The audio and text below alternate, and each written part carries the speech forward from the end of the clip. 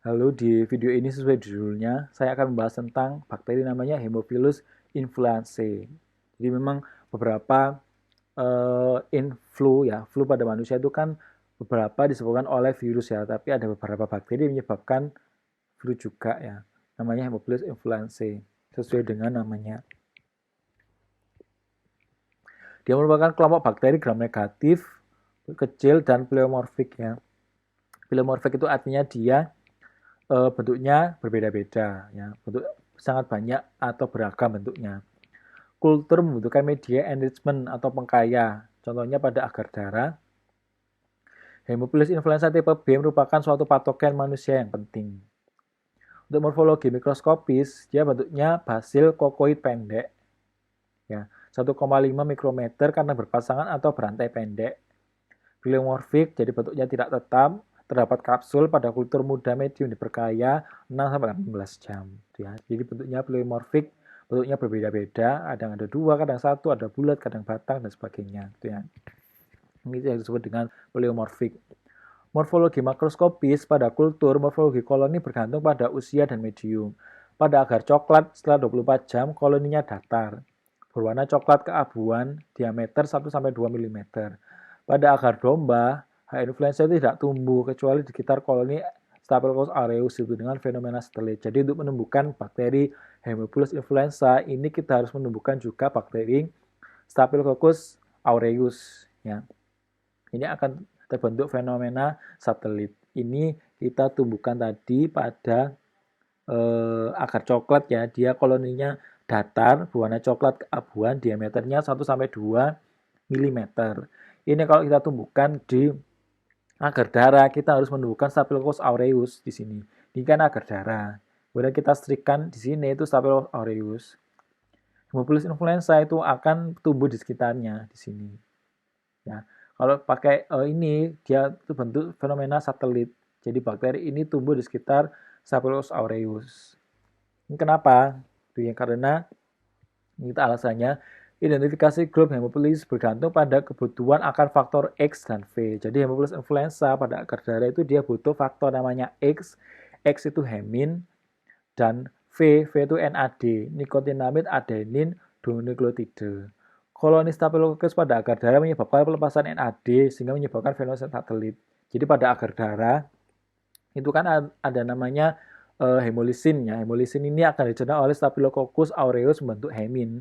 Hemin ini membantu Haemophilus untuk tumbuh ya. Kemudian dia juga melepaskan NADH. Jadi NADH dipakai oleh Staphylococcus aureus melepaskan NAD. NAD itu membantu bakteri Haemophilus influenza itu tumbuh ya. Seperti itu. Jadi hemoglobinnya sama NADH itu dimanfaatkan oleh Staphylococcus aureus, dia melepaskan hemin dan NAD. Hemin dan NAD itu untuk pertumbuhan, faktor pertumbuhan dari Haemophilus influenza sendiri. Jadi seperti itu, menumbuhkan agar darah itu kita harus menumbuhkan aureus dulu. Ini faktor X sama Y. X tadi faktor hemin, Y tadi faktor NAD. Ini hemolisisnya. Influenza dia butuh hemin sama NAD. Ya.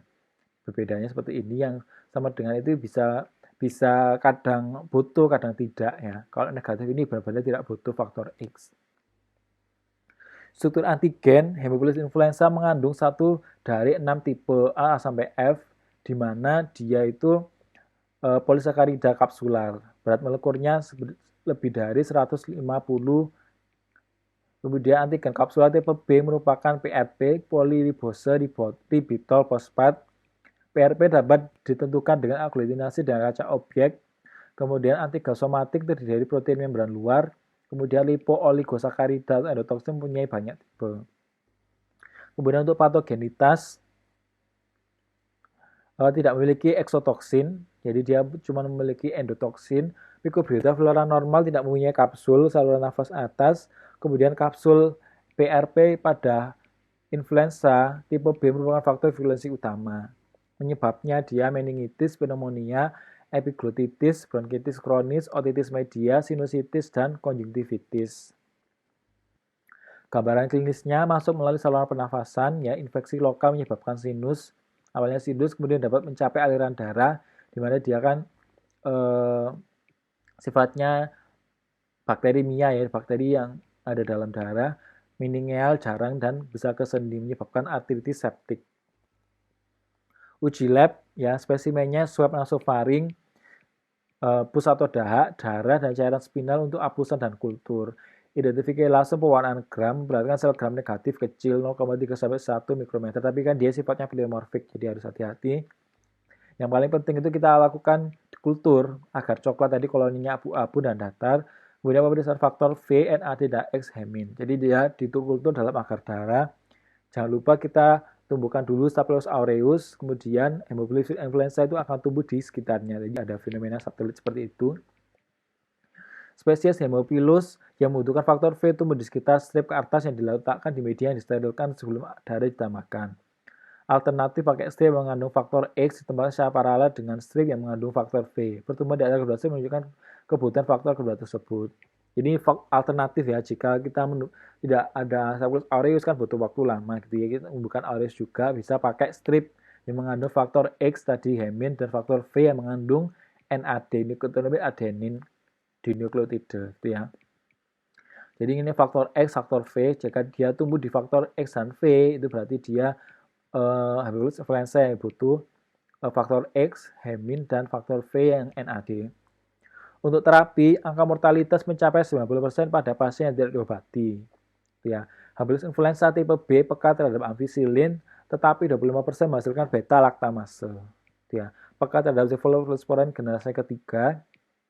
Ini biasanya pakai cephalosporin generasi ketiga. Ampicillin sudah tidak digunakan karena dia beta laktamase, artinya dia resisten terhadap antibiotik golongan beta laktam, kecuali pada generasi ketiga dan keempat. Sefotaksi secara intervena paling baik.